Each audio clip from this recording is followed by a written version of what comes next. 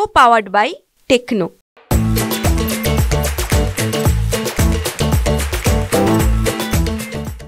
लातूर जिल्ह्यातल्या चाकूर तालुक्यात असलेलं वडवळचं हे संजीवनी बेट आहे। या बेटाला फार महत्त्व आहे। गेल्या 50 वर्षापेक्षा जास्त काळांपासून इथे या महिन्यामध्ये एक यात्रा भरते। खरं तर ही आरोग्याची यात्रा आहे।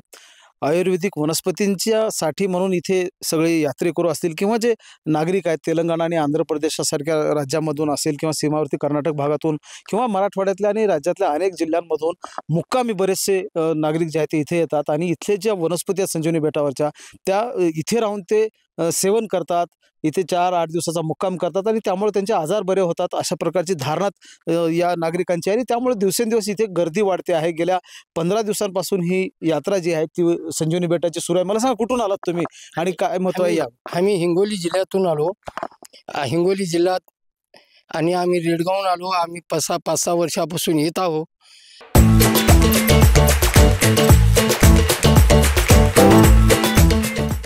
आमच्या दुःखाचं निवारण झालेलं आहे।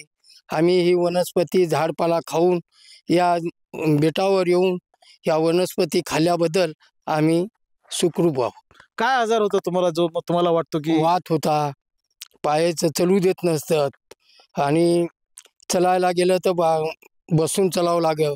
इथं येईपर्यंत ज्या दिवशी आलो त्या दिवशीपासून थोडं आपलं आजार ते कमी झालं। आज कितवा दिवस आहे तुम्ही? आज पहिलाच दिवस आहे। म्हणजे आज मुक्काम आहे का? हो, मुक्काम आहे। 3 दिवस। मग तुम्हाला काय आजार होता किंवा तुम्हाला अनेक लोक भेटले असतील कुठल्या कुठल्या जिल्ह्यातून आले होते आणि काय काय आजार आहेत त्यांना सगळ्यांना? आम्ही याच वर्षी आलो ना काका। तुम्ही कुठून आला? आम्ही आलो काटोळा तोंडीहून औंढ्या रांगणात। हे माहीत झालं म्हणून आलो, पाला खाते म्हणून थोडं कमी होते म्हणून आलो। काय काय आजार आहे तुम्हाला? आजार पाय चालू देत नाहीत, वात आहे, पुन्हा असं हातपाय गळतात, अंधारे येतात। हे खाल्ल्यानं वनस्पती थोडं कमी होतं।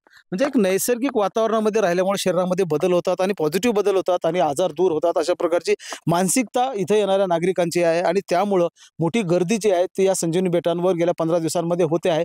तर राज्य सरकारच्या वतीनं असेल किंवा आरोग्य विभागाच्या वतीनं असं आपण जर पाहिलं तर वेगवेगळी शिबिरे जी आहेत ते आरोग्याच्या संदर्भाने इथे भरवली जातात आणि आरोग्यासाठी म्हणून जी लागणाऱ्या वनस्पती आहेत ते जास्तीत जास्त प्रमाणामध्ये वेगवेगळ्या वनस्पती इथे आढळतात म्हणून एक वेगळं महत्त्व संजीवनी बेटाचं आहे। आणि जर आपण जर लक्षात घेतलं तर इथे सांगितलं जातं की लक्ष्मणाला जेव्हा शक्ती लागली होती तेव्हा हनुमान जे संजीवनी बेट घेऊन निघालेले होते, संजीवनी घेऊन निघाले होते, त्याचा एक अंश या भागामध्ये पडला आणि या संजीवनी बेटाची निर्मिती झाली अशी एक आख्यायिका देखील आहे। एकूणच जर सांगायचं झालं तर हा जो संजीवनी बेट आहे तो लोकांच्या आरोग्यासाठी फलदायी ठरतो आहे आणि त्यामुळे लोक इथे येत आहेत। Mahendra Jondhale, TV9 Marathi, Latur. Co-powered by Techno.